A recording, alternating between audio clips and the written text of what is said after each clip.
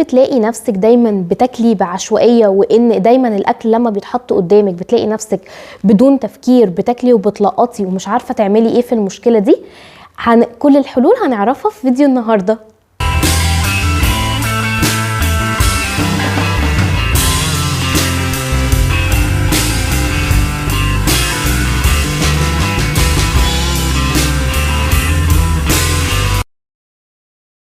معاكي دكتور نورهان لطفي، اخصائيه التغذيه الحدسيه ضد الدايت، واللي عن طريقها بعلمك ازاي تقدري تاخدي بالك من جسمك وتتخلصي من الشراهه والجوع العاطفي ومشاكل الجسد كلها وبدون اي دايت خالص. قبل ما نبدا ما تنسيش تعملي سبسكرايب للقناه وتفعلي زرار الجرس عشان يوصلك كل جديد من القناه. ويلا بينا. مشكلة أزلية بتواجه ستات كتير جدا ان هي بعد اي دايت او لو مش بتعمل اي نوع من انواع الدايت فهي اكلها عشوائي بشكل كبير ومش عارفة ازاي تنظم اكلها او مش عارفة ازاي تنظم الوجبات بتاعتها ولا تنظم شكل اكلها ولا تعرف هو شكل اكلها اصلا عامل ازاي. المشكلة دي بتيجي بسبب نقطة مهمة جدا، عدم قدرتك على التعرف على الجوع الحقيقي في جسمك. بمعنى ايه الكلام اللي انا بقوله ده؟ بمعنى ان في انواع من الجوع بتبقى حقيقية فعلا وفي انواع من الجوع بتبقى غير حقيقية. طب هو ده تأثيره ايه عليا؟ لا، ده تأثيره كبير جدا. تأثير الجوع ان انت ما تبقيش عارفة انت جعانة امتى ومش جعانة امتى، والكلام ده في فكرة العشوائية، ان انت تلاقي نفسك ايديكي بتلقط بدون اي تفكير وبدون اي وعي، طول الوقت عمالة ايديكي تلقط على الاكل. فلو انت مش عاملة اي نوع من انواع الدايتس او مش ماشية على الورقة، هتلاقي نفسك ان انت اغلب الوقت مش عارفة تنظمي الاكلات بتاعتك واكلك طول اليوم، وممكن تلاقي نفسك ان انت خلال اليوم بتاعك بتاكلي اكلات بكميات كبيرة انت اصلا مش محتاجاها. طيب خلينا هنا نتكلم عن انواع الجوع السبعة. هم 7 انواع يا نورهان؟ للأسف 7 انواع.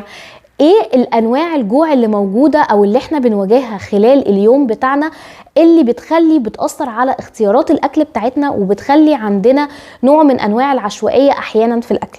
وخلينا نبدأ باول نوع. اول نوع من انواع الجوع هو جوع التذوق. جوع التذوق معناه ايه؟ معناه ان انا ممكن ما بقاش جعانة فعلا، ولكن حاجة اتحطت قدامي حاسة ان انا نفسي فيها، شوكولاتايه، جاتو، حاجة قدامي نفسي فيها، فبقوم ايه بدون وعي وبمنتهى التلقائية اللي في الدنيا بقوم واخدة منها واكلت. ده نوع من انواع جوع التذوق. او حاجة انا بقالي كتير ما اكلتش منها، زي مثلا لما بنبقى في رمضان وبناكل القطايف والكنافة والحاجات اللي احنا بقالنا كتير ما بناكلهاش في فترات طويلة، فبنلاقي نفسنا ان احنا بناكل منها كميات او بناخد منها علشان ندوق ونستطعم نوع الاكل. تاني نوع معانا وهو الجوع الاجتماعي. الجوع الاجتماعي اللي هو زي ما بنقول عليه كده جوع اللمة.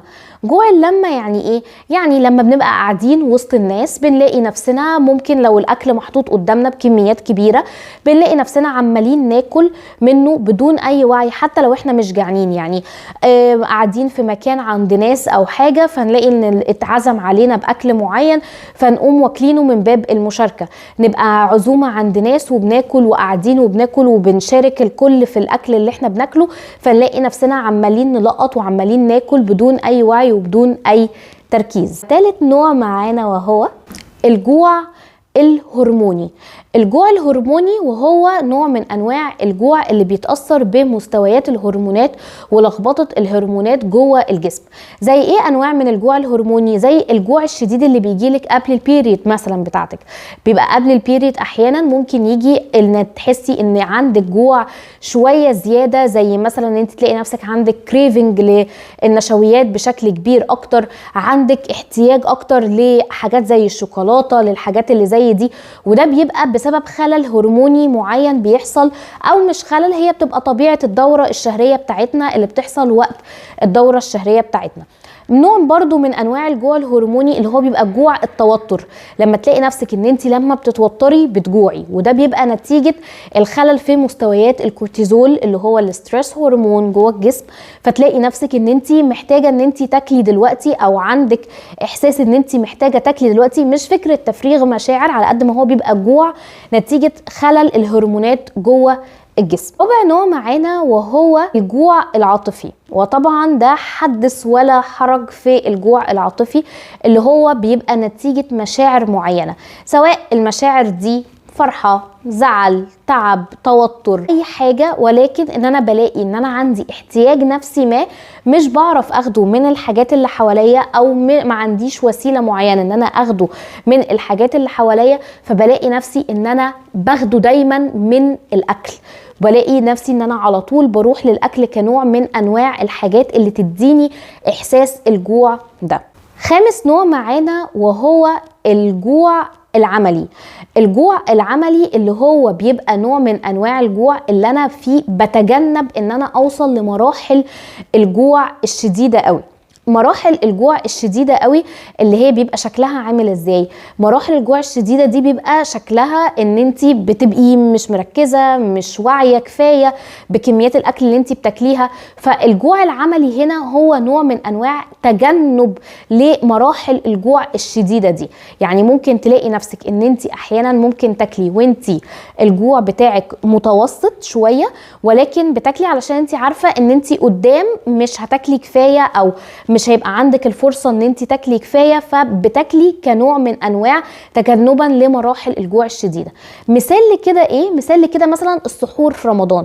احيانا كتير بنبقى وقت السحور ما بنبقاش جعانين قوي الجوع اللي يخلينا ان احنا ناكل وجبة كاملة، ولكن عشان احنا عارفين ان احنا طول النهار هنفضل بدون اي اكل وبدون اي حاجه داخلنا، وممكن نوصل لمراحل جوع شديده جدا، او ان الجوع ده يبدا ان هو يأذينا، فهنا احنا بناكل الاكل او بنتجه للجوع العملي او للسحور علشان تجنبا لفكره الجوع الشديد اللي ممكن تحصل وقت الفطار. نوع بقى من انواع الجوع اللي بنبقى مش عارفين هو ايه، او بنبقاش فاهمين هو ايه النوع ده، اللي هو سادس نوع من انواع الجوع وهو الجوع الغذائي. الجوع الغذائي معناها ايه؟ معناها ان جسمك ناقصه عناصر معينة، فبيبدأ يديكي اشارات فيك، اشارات بالجوع، علشان انتي ما بتديش الجسم الاحتياجات الكافية من المغذيات اللي هو المفروض ياخدها، من فيتامينات، من بروتين، من دهون، من نشويات، من الحاجات اللي هو المفروض ياخدها في الاكل بتاعه. دليل على كده ايه؟ ان انتي لما بتاكلي مثلا الوجبات الجانك فود، او الوجبات اللي ما بتبقى عبارة عن سعرات فاضية ما فيهاش اي نوع من انواع المغذيات الكفاية، او لو نظام اكلك كله اغلبه عبارة عن الحاجات دي، تلاقي نفسك ان انتي على طول جعانة، او جسمك بيدي على طول اشارات بالجوع. ده نتيجة ايه؟ ده نتيجة ان الجسم مش بياخد المغذيات الكفاية اللي انتي المفروض تديها له. يعني انتي بتلاقي نفسك بتلفي في دايرة ان انتي بتاكلي من الاكلات اللي هي ما فيهاش اي نوع من انواع المغذيات او اي نوع من انواع التغذية الكافية لجسمك، فبتروحي بجسمك بيديكي احساس ان هو جعان، تقوم انتي تديله برضو من نفس الانواع، ما تحسنيش الانواع اللي انتي بتاكليها، فيرجع جسمك تاني يحس بالجوع برضو، وهكذا وهكذا وهكذا، ونفضل في حلقة مفرغة. طيب اخر نوع معانا بقى، واخر نوع جوع معانا وهو الجوع الحقيقي او الجوع الفيزيائي الحقيقي، وهو ده اللي احنا بنبقى عايزين فعلا ناكل عنده. ده لو انا مش عارفة ومش مدركة الانواع التانية دي من الجوع اللي عندي، انا ساعتها مش هقدر احس الجوع اللي عندي ده شكله عامل ازاي. والجوع الفيزيائي دايما بيبقى ليه اشارات واضحة. اشارات واضحة شكلها عامل ازاي؟ ان انت تلاقي ان هو اولا بيزيد معاكي بالتدريج، مش مرة واحدة بتلاقي نفسك بتاكلي بكميات كبيرة، لا هو بيزيد معاكي بالتدريج، بيدي اشارات في الجسم كله. وده لما انت بتبدأي تركزي مع اشارات الجسم بتاعتك والاشارات اللي جسمك بيديها لك، ممكن تلاحظي ان انت بيجيلك احتياج لسكر بكميات اكبر، ان سرعتك في الاكل وقت ما بتيجي تاكلي وقتها بتبقى دايما سرعة اعلى لو انت سايبه نفسك جعانه فترات طويلة. لو ان الاكل اللي انت بتاكليه او عندك صعوبة شوية في التركيز، ممكن تلاقي نفسك ان انت وقت ما بتيجي بتاكلي كميات كبيرة قوي قوي قوي مرة واحدة بدون اي وعي وبسرعة، وبتلاقي نفسك عندك صعوبة في ان انت تشبعي بشكل كبير. دي كلها اشارات للجوع الحقيقي اللي المفروض تكوني بتاكلي عنده. طيب المفروض نتصرف ازاي في كل انواع الجوع التانية اللي احنا اتكلمنا عليها اللي هي مش حقيقية؟ المفروض ان انت تتصرفي فيها بان انت تاكلي بوعي. تاكلي بوعي، وده هيبقى موضوع فيديو تاني هنتكلم فيه بالتفصيل عن فكرة الاكل بوعي. ولكن ان انت تاكلي بوعي معناها ان انت تركزي في الاكل وانت بتاكليه. هل انت محتاجة الاكل ده فعلا ولا لا؟ هل انت هتشبعي دلوقتي ولا لا؟ ايه مستوى الشبع عندك دلوقتي ولا لا؟ النقط دي كلها، ودي هنتكلم عليها في فيديو بالتفصيل الممل، ما تقلقوش مش سايباكم. دي كانت ال7 انواع للجوع اللي لما هتعرفيهم هتبدأي ان انتي تفهمي ايه العشوائية اللي بتحصل لك في الاكل، وهتبدأي تفهمي الانواع الجوع اللي بتجيلك. فوقتها هتعرفي فعلا تاكلي عند الجوع الحقيقي، مش هتلاقي نفسك عمالة طول الوقت بتاكلي وخلاص. عجبك الفيديو واستفدتي منه، ما تنسيش تعملي سبسكرايب للقناة وتفعلي زرار الجرس عشان يوصلك كل جديد من القناة، واعملي شير للفيديو عندك سواء على الانستجرام او الفيسبوك عشان ينتشر اكتر وناس اكتر تعرف عن الجوع وانواعه، وتبدأ انها تعرف ما تاكلش بعشوائية بالشكل ده. واشوفك في الفيديو الجاي.